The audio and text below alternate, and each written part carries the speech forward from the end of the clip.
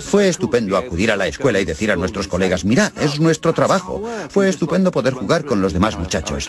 Eran unos bloques pintados con un solo color. Corrían por la pantalla y el camión se movía por la pantalla.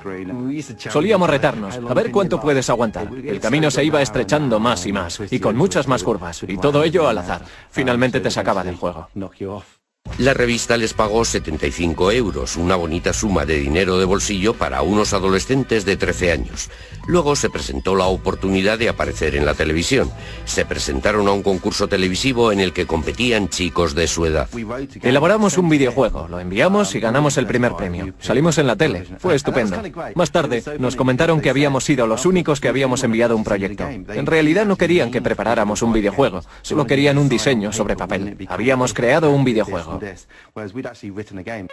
Les llovieron ofertas para comprar sus juegos y la afición de los gemelos se convirtió en una pequeña industria. Preparamos toda una serie de Esos juegos. fueron los primeros. Este es el asesino P y la cueva P. Hubo muchas noches que las pasamos trabajando y al día siguiente íbamos a la escuela como si nada. Teníamos que interrumpir el proyecto que estábamos elaborando con todas las flechas y peñascos. Íbamos a rematarlo y... Teníamos que irnos a la cama y nos despertábamos con nuevas ideas para el juego. No hacíamos más que trabajar. Sospechábamos que llevábamos mucho tiempo trabajando cuando los pajarillos empezaban a piar en la ventana y comenzaba a amanecer. Y oíamos al lechero. Sí. Las revistas distribuyeron sus juegos por todo el país, pero los gemelos consiguieron muy poco dinero. Cuando cumplieron los 18 años, los padres pensaron que había llegado la hora de que fueran a la universidad y de que consiguieran un trabajo serio. Pero uno de sus profesores persuadió a los padres para que les concedieran un año con el fin de que su afición se transformara en negocio. Unas semanas más tarde todo cambió cuando conocieron a los hermanos Darling. Richard y David también habían estado creando sus propios juegos desde los 11 y los 12 años, pero estaban insatisfechos con las cantidades que las empresas estaban ofertando a los jóvenes diseñadores. Por esa razón empezaron a vender sus juegos por correo, creando su propia empresa en una habitación de la casa. Duplicaban los juegos en una cassette, imprimían sus trabajos y llegaron a vender 1 millón de copias. Con tan solo 17 y 18 años montaron su empresa llamada Codemaster. Fue en su primera comparecencia en una feria con 18 años cuando conocieron a los gemelos Oliver. Vinieron los gemelos Oliver a nuestro stand y nos presentaron una demo con uno de sus juegos que habían preparado de antemano. No paraban de decir, sí, un juego así, os daremos 15.000 euros. Estábamos Alucinados. Alguna vez han comentado que se quedaron boquiabiertos, que se quedaron profundamente emocionados, pero lo debieron ocultar muy bien. Nos faltó tiempo para volver a casa. No pudimos conciliar el sueño. En menos de un mes creamos Super Robin Hood, que llegó a ser el número 1 en ventas. Para Navidades ya habíamos vendido más de 100.000 unidades y ganamos 15.000 euros. Era increíble. En cuanto empezamos a vender, ya no pudimos parar. Fue la colaboración más exitosa en la historia de los juegos para ordenador. Calculamos que el 50% de los juegos de Codemaster fueron creados por nosotros.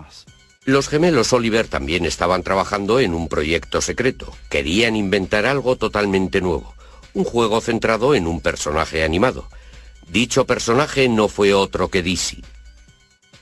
Queríamos presentar un mundo de fantasía.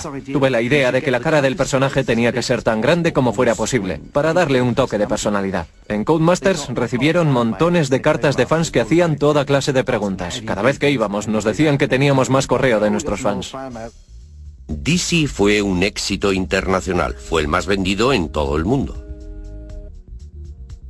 En realidad tuvimos diferentes juegos ocupando los puestos 1, 2 y 3 de las listas de éxitos. Éramos algo así como los Beatles en el campo de los juegos para ordenador. Estos jóvenes millonarios creadores de juegos se convirtieron en personajes famosos ocupando los titulares y alardeando de sus éxitos. Les dio por comprar Ferraris en cuanto conseguimos dinero, pero mi impresión es que los Ferraris no les duraban demasiado.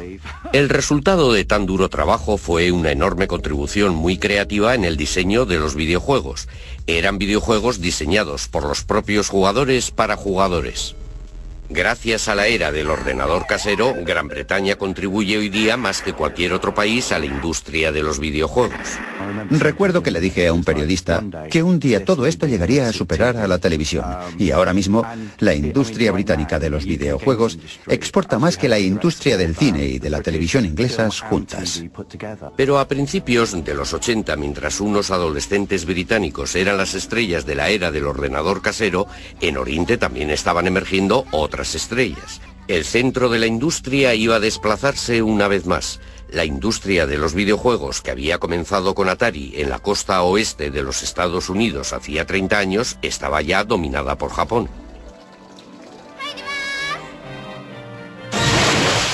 Los videojuegos casi se han convertido en algo sinónimo con Japón. Ello se debe en gran parte a una serie extraordinaria de videojuegos basados en diferentes personajes. Todos fueron desarrollados en los años 80 por un único genio creador. Desde Walt Disney ningún hombre había tenido capacidad de llegar a las mentes y tocar los corazones de los niños de todo el mundo como Shigeru Miyamoto. Hubo un momento en el que caí en la cuenta de que los videojuegos podrían ayudar a la gente a expresar sus emociones. Desde entonces, los recuerdos de mi niñez han quedado reflejados en los videojuegos que he creado. Miyamoto creció en Sonebe, una pequeña ciudad provinciana cerca de Kioto. De niño, en el seno de una familia tradicional, transformó todo cuanto le rodeaba en un mundo de fantasía que empezó a explorar. Estaba siempre como absorto. Se pasaba mucho tiempo dando rienda suelta a sus sueños. De adulto, a la hora de trabajar, se basaba en la manera de jugar que había tenido de niño.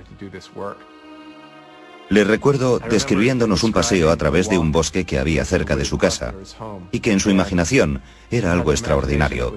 Se imaginaba un montón de cosas que estaban sucediendo a su alrededor y que los demás éramos incapaces de ver, como caminos que llevaban a alguna parte. Miraba hacia arriba y no solo veía un trozo de cielo azul, sino que allí veía una trampilla secreta que le conducía a un nuevo mundo. En 1980 Miyamoto ofreció a Nintendo su visión y creatividad. Con base en la antigua ciudad de Kioto, Nintendo llevaba produciendo casi 100 años Hanafuda, los naipes tradicionales japoneses. Pero cuando su presidente Hiroshi Yamoshi se enteró del éxito de los videojuegos, como por ejemplo el de los invasores del espacio, transformó la empresa en una productora de juegos para ordenador.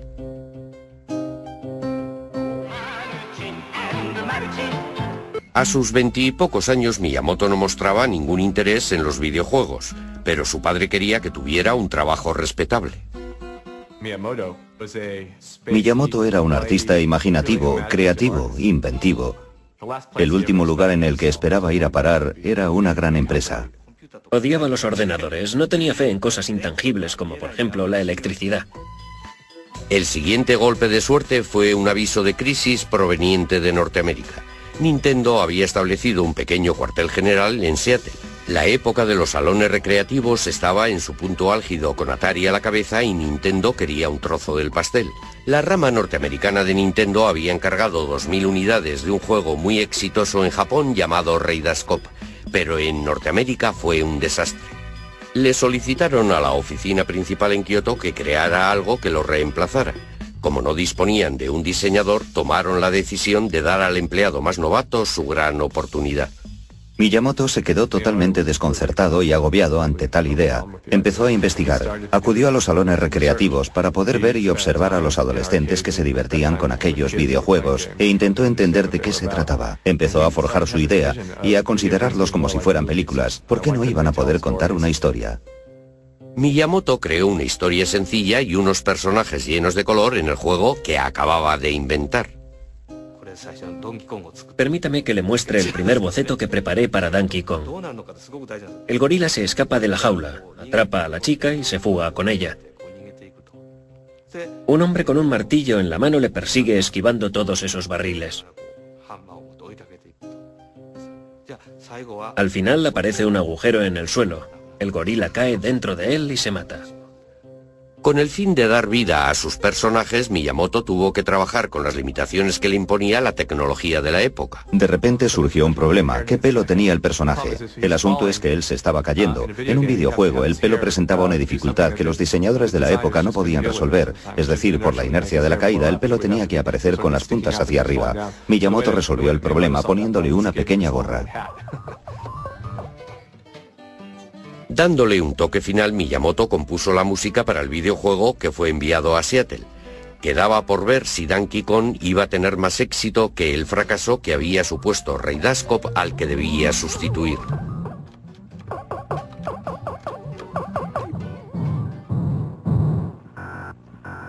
En cuanto los norteamericanos vieron el juego, pensaron que sus homólogos japoneses estaban completamente locos.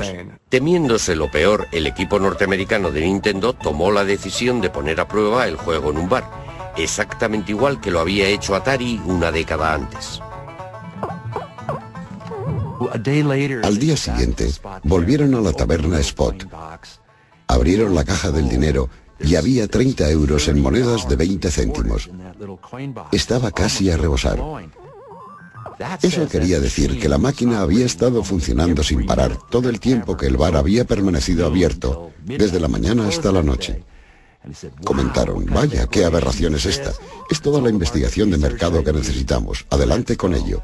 Solo en el primer año el juego recaudó 100 millones de euros. Donkey Kong se convirtió en una estrella internacional gracias a una serie de videojuegos de mucho éxito.